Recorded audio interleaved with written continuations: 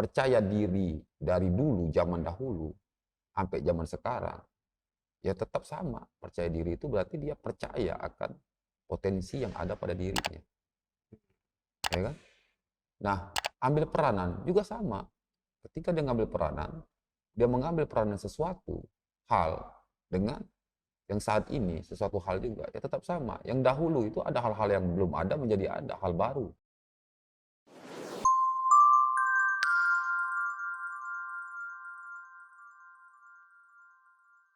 Assalamualaikum warahmatullahi wabarakatuh. Kembali lagi di sharing positif. Kali ini cuman berdua kita nih. Saya Fahmi Alamsyah sama ada Bang Beki. Apa nih Bang? Kita obrolin apa nih? Kita sharing-sharing aja deh. Boleh. Minggu kemarin itu kita tentang potensi diri. Potensi diri. Nah, kali ini pembahasannya itu percaya diri dan ambil peranan. Percaya diri dan ambil peranan. Wih, keren temanya. Kan udah kenal nih sama diri sendiri. Terus kita gali potensi diri, udah tahu bahwa ada emas nih dalam diri kita gitu, yang tertutup lumpur. Iya, betul. Nah, kita tinggal percaya diri dan ambil peranan itu tadi tuh. Tapi menurut Bang Deki nih, bagaimana caranya gitu Bang, pertama tuh? Percaya diri ya. Kepercayaan diri itu ada hal yang mendongkrak seseorang tuh hingga dia memiliki rasa percaya diri. Yang pertama adalah pengalamannya, didorong oleh sebuah pengalaman, sehingga pengalaman itu melahirkan sebuah skill, kemampuan, sehingga dia percaya diri nih. Contoh, orang kalau melakukan sesuatu hal yang baru, yang dia tidak punya pengalaman untuk itu, dia tidak akan punya kepercayaan diri. Kenapa? Pengalaman itu dia nggak memiliki tentang hal itu. Tapi ketika dia punya pengalaman, maka dia akan muncul kepercayaan dirinya. Orang yang udah bisa setir mobil, disuruh nyetir mobil, dia mah enjoy aja, santai, karena dia ada dongkrakan, bisa mampu gitu, pengalaman. Yang kedua lagi, orang yang nggak bisa pernah pakai mobil, disuruh pakai mobil, otomatis dia nggak bakal percaya diri, karena pikirannya nonsen gitu. Gua yang nggak bisa pakai mobil, tiba-tiba bawa mobil langsung bisa. Berarti ada proses di situ kan. Pengalaman. Yang kedua, wawasan. Wawasan ini adalah pengetahuan tentang hal itu yang akan diambil gitu, menjadi peranan bagi dalam diri dia. Dia udah punya wawasan di bidang itu. Nah, jadi kalau sudah ada pengalaman, skill, terlatih skill kemampuannya dan punya wawasan, manusia itu otomatis dia akan mendapatkan kepercayaan dirinya gitu untuk mengambilkan suatu peranan. Itu sih yang penting. Kalau untuk peranan ya. Nah, tapi yang jadi ada rasa takut itu muncul ketika kita memang nggak tahu. Iya, salah satunya wawasan kita belum merambah totalnya ke sana dalam satu tujuan, dan juga pengalaman kita belum mapan gitu loh, belum matang. Sehingga muncul rasa ketakutan, keraguan. Iya. Disitulah timbul tidak percaya diri. Untuk ngedobraknya apa? Berarti ya itu tadi ya, harus coba dulu ya Bang. Kan nggak punya pengalaman dan wawasan nih. Ya, betul. Jadi makanya percaya diri itu nggak sekonyong-konyongnya orang tuh muncul kepercayaan dirian. Berarti kan ada proses di situ. Ya kan? Nah, proses di situ tuh kita paham dulu apa sih peranan yang mau kita ambil, sehingga kita tampil, kita penuh percaya diri. Peranan yang mau kita ambil itu apa? Kalau udah tahu peranan itu untuk kita ambil itu seperti apa, maka kita melatih dulu diri kita, skill kita di situ, di peranan itu nanti. Kita latih skill kita cari wawasannya itu seperti apa. Setelah wawasan, skill kita udah punya, baru kita tampil, kita rebut peranan itu, sehingga kita udah percaya diri. Seperti itu. Nggak ada rasa takut lagi. Dan support juga itu sih penting. Itu sebagian juga untuk menimbulkan percaya diri. Support itu support dari orang-orang sekitar kita. Support system ya. Pasti, itu pasti. Jadi nggak cuma mencari wawasan, pengalaman, tapi support system. Percuma ya. Kadang iya sih Bang, lingkungan sekitar kan sangat berpengaruh besar nih, ya kan? Ada aja yang mencapnya, oh kamu sikapnya jelek karena lingkungannya yang jelek. Nah seperti itu gitu kan? Iya betul. Kita udah capek-capek mencari pengalaman, wawasan yang tadi. Ketika bertemu dengan lingkungan yang jelek, apakah sama juga bohong? Bagaimana apakah kita menanggapinya? Apakah kita harus pergi dari lingkungan itu, keluar atau gimana? Kalau masalah pengaruh, kembali kepada sebuah sikap. Jadi manusia itu Ketika dia telah memiliki prinsip hidupnya, dia punya sikap. Walaupun dia berkumpul kepada negatif, orang-orang yang negatif, tapi dia udah punya sikap, prinsipnya kuat.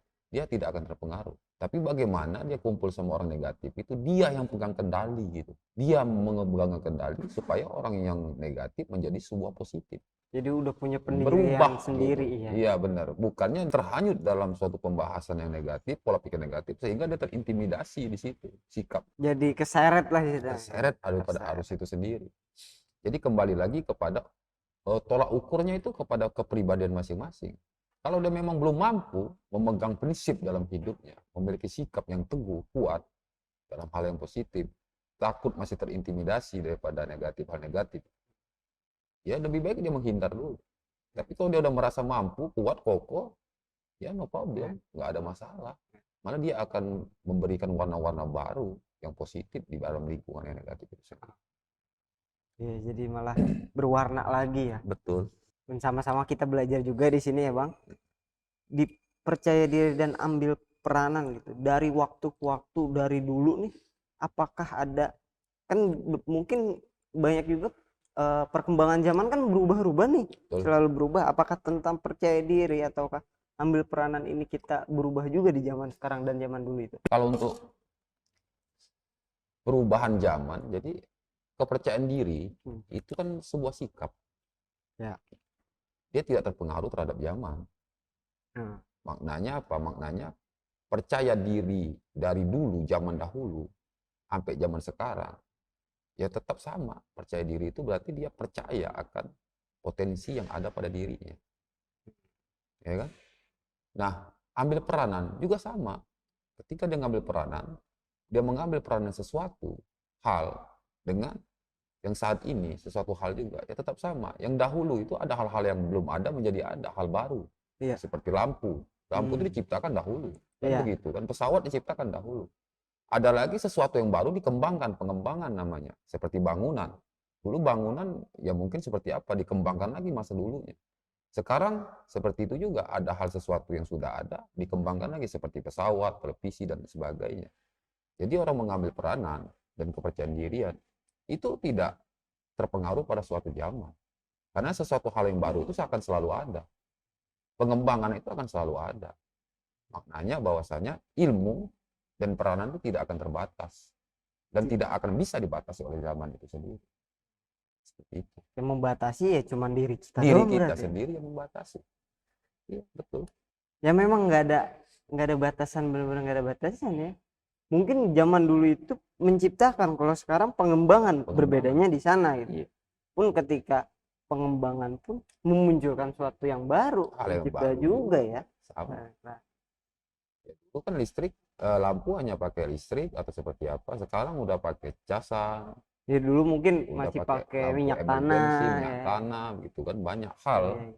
Nah, ketika kita ingin ambil peranan gitu ya, kita lihat mungkin secara nggak langsung atau secara langsung kita mencari sendiri gitu. Apakah kita harus pesawat juga nih, bikin pesawat juga? Karena kan ada bahasa orang lain aja bisa, masa kita enggak? Betul. Apakah kita hanya sebatas mengembangkannya gitu? Betul. Semua orang bisa gitu. Ya. Dan punya potensi di situ. Pesawat, semua orang punya potensi untuk jadi dokter. Punya orang punya potensi untuk menjadi seorang pejabat negara, bahkan presiden sekali. Tapi kembali lagi kepada tolak ukurnya setiap pribadinya. Apa yang menjadi tolak ukur itu? Jadi kita tuh mengalami 3 periode setiap manusia itu.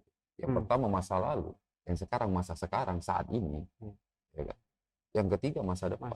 Saat ini adalah hasil daripada perjuangan, usaha daripada masa lalu.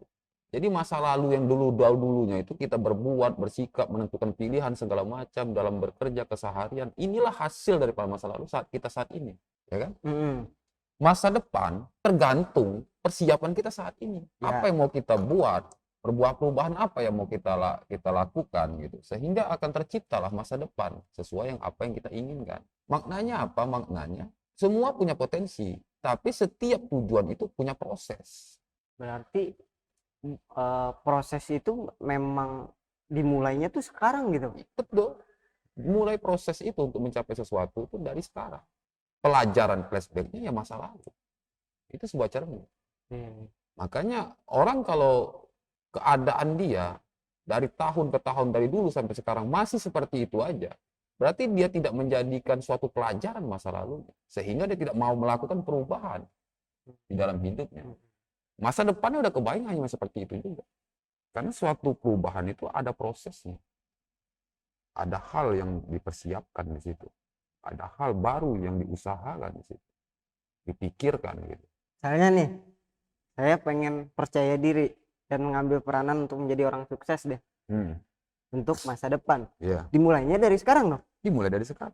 Jadi untuk merubah hal segala sesuatu itu kita menuju impian. Yang terutama itu pemikiran. Jadi proses pemikiran ada dua. Yang pertama, kekayaan alam berpikirnya.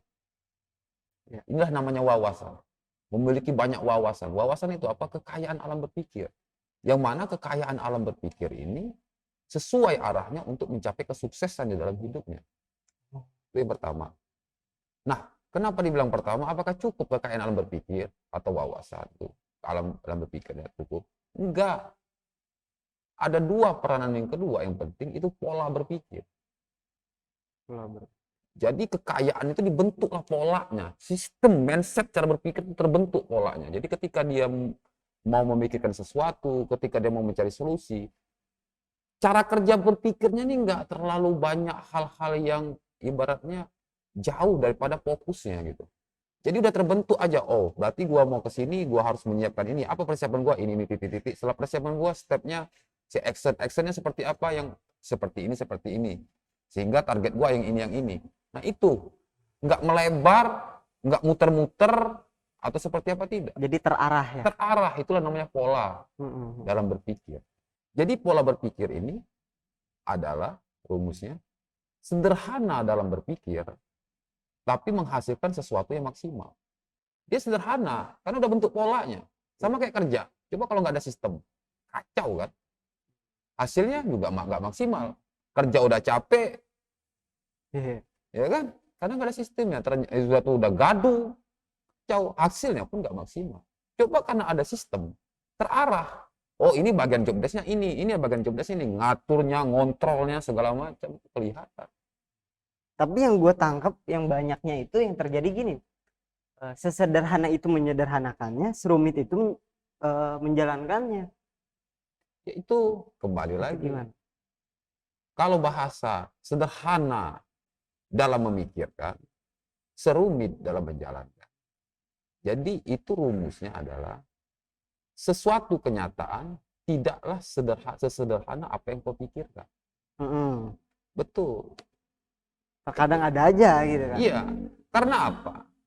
Alam berpikir dengan alam perbuatan ini sudah berbeda.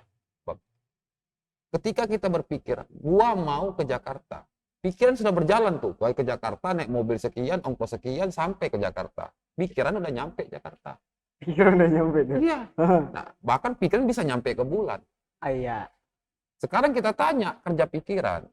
Pikiran capek nggak badan? Enggak. Pikiran udah nyampe tuh, pikiran udah nyampe Jakarta. Kita di sini di Bogor, pikiran nggak capek, itu badan kita nggak capek. Butuh waktu lama nggak? Enggak. Nah, ketika kita realisasikan dengan perbuatan, kita dari sini mau ke Jakarta, butuh waktu nggak? Butuh waktu. Ada rasa capek nggak? Letih nggak? Ada letih. Terus itu perjalanan, ada hal-hal baru nggak yang kita hadapi di situ? Banyak kemungkinan nggak yang tidak misalnya tidak terbayang oleh pikiran kita terjadi? Banyak juga.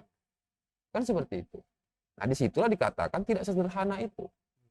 Makanya pemikiran ini akan menjadi suatu karya yang luar biasa ketika dia terrealisasikan dalam kehidupan. Tantangannya itu, ujian dan cobaan yang untuk mengasah diri itu sendiri. Dan setiap perjalanan manusia akan mendapatkan pelajaran-pelajaran baru. Itulah makna terbesar daripada sebuah pengalaman perjalanan hidup. Kalau dia hanya berputar kepada pikiran aja, ya dunia hayal. Halusinasi, hayalan aja ya, Bang. Hayalan. Belum nggak akan terrealisasi. Cuman dipikirin dong, oh gue sukses. Jadi udah pikiran udah nyampe nih ke sukses. Merealisasikan. Tapi apakah kita memang harus tahu akan hal-hal itu Bang. Misalnya ya tadi kan pikiran kita udah sampai nih ke Jakarta gitu. Kita perlu tahu juga sih kemungkinan pada saat realisasi itu seperti apa. Kayak ada analisis apa ya, risiko lah gitu. Analisa itu harus. Analisa. Berarti kita mengukur dong. Benar. Analisa itu berdasarkan sesuatu real, fakta yang sering terjadi. Itu analisa. Jadi contoh, kita ke sana, kalau kita melalui, misalnya contoh kalau kita pakai mobil nih, mau ke Jakarta punya mobil, itu udah berjalan analisa. Nanti positif kita akan ketemu pemandu jalan di simpang-simpang 3. Kita akan ketemu tukang parkir di situ. Ya kan? Itu analisa. Atau kita nanti akan berhenti di rest area. Oh, berarti kalau gua ketemu tukang parkir, apa yang mau gua persiapkan? Uang receh. Ya kan? Atau gua mau ke rest area, apa sih mau kesiapkan? Uang kopi, istirahat. Nah, ini analisa. Belum sampai ke tujuan, baru dalam perjalanan. Yang kedua lagi, sesuatu yang terjadi tanpa ada, terlepas daripada perkiraan yang nggak disangka-sangka pakai yang terjadi. Disinilah peran pemikiran kritis. Jadi sesuatu yang terjadi nggak terduga terjadi, sementara kita harus memutuskan hal itu. Itulah pentingnya cara berpikir yang kritis. Sehingga berpikir berputarnya pemikiran hingga menentukan satu pilihan yang akan dibuat secara dalam hitungan waktu yang sekejap, sejenak gitu. Cara namanya kita membuat keputusan. Membuat keputusan dalam waktu yang sesingkat-singkatnya. Bahasa mungkin ya, dalam waktu yang sesingkat-singkatnya. Ini kritis karena hal sesuatu terjadi itu yang tidak terduga dan butuh jawaban saat itu juga. Ya kan? Misalnya naik motor, tiba-tiba mogok tengah jalan, buat keputusan dong. Dorong ke pinggir gitu. Atau ke bengkel, apa-apa. Ya kan? Seperti itu. Atau gua bengkel nggak apa, gua dorong dulu nih. Sambil gua dorong mungkin nyetopin orang. Atau ada yang mau bantu, bisa diderek atau apa didorong. Atau gua nelpon orang, ada teman dekat atau di situ. Nah, ini kan keputusan yang lahir daripada pola pemikiran secara kritis. Nggak terlalu banyak butuh pertimbangan gitu. Nggak mungkin kita duduk, kan kita berpikir bagaimana terlalu panjang. Buang waktu jadi. Nah, seperti itu.